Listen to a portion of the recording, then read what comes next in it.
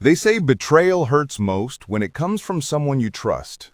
But what they don't tell you is that sometimes that same betrayal can become the greatest blessing of your life.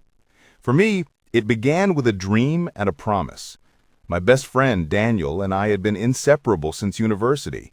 We talked about everything, our goals, our fears, our plans to start a business together someday. We were brothers, in every sense of the word. After graduation, that dream finally took shape. We started a small digital printing business, just 2 laptops, 1 printer, and endless hope. We worked late nights, shared noodles for dinner, and celebrated every little success like it was the world. But as the business grew, something in Daniel began to change. He became distant, secretive. I told myself it was just stress, that we were both exhausted and overwhelmed. Then one morning, I came to the shop and found the door unlocked. The printer was gone. So were the laptops, and Daniel's phone was switched off. He had disappeared. At first I thought he'd been robbed, maybe kidnapped. But when the bank called to ask about suspicious withdrawals, reality hit me harder than a punch. He had emptied our account. Everything we'd built, gone, overnight. I remember sitting on the shop floor that day, surrounded by silence and shame. People I'd told about our big dream were now whispering, I knew it wouldn't last. I didn't even have the energy to defend myself. For weeks, I couldn't sleep. I blamed myself for trusting too easily. I questioned if I even had the strength to start again.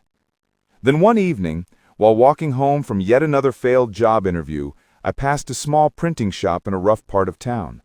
A woman stood outside, frustrated, arguing with a customer about a machine that had broken down. Something in me, maybe pity, maybe instinct, made me stop and offer to help. Within an hour, I had fixed the machine. She smiled with relief and offered to pay me. I refused, but she insisted, and I left with a small envelope of cash and an idea I hadn't felt in months. Hope. The next day, I returned with an offer. I'd help her modernize her business. No partnership, no fancy promises, just work. She agreed. That small shop became my second chance. I poured everything I had into it, my skill, my time, my pain. Within a year, it became one of the most popular printing centers in the area. I was earning more than I ever imagined, and this time, I was doing it right. Then one day, Daniel walked in. He looked different, thinner, tired, eyes filled with something I didn't recognize at first, regret. He asked me for forgiveness. He said the money was gone, that he'd made terrible decisions and lost everything. I looked at him for a long time, and then I said the words that even surprised me. I forgive you. He broke down in tears. I didn't gloat. I didn't remind him of what he'd done, because in that moment, I realized something profound. His betrayal had pushed me to grow, to stand on my own, to become stronger than I ever would have been beside him. I wouldn't be where I was if he hadn't left.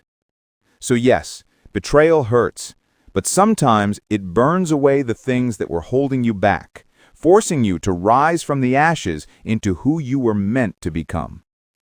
Moral: not every betrayal is your ending. Some betrayals are the painful beginnings of your transformation.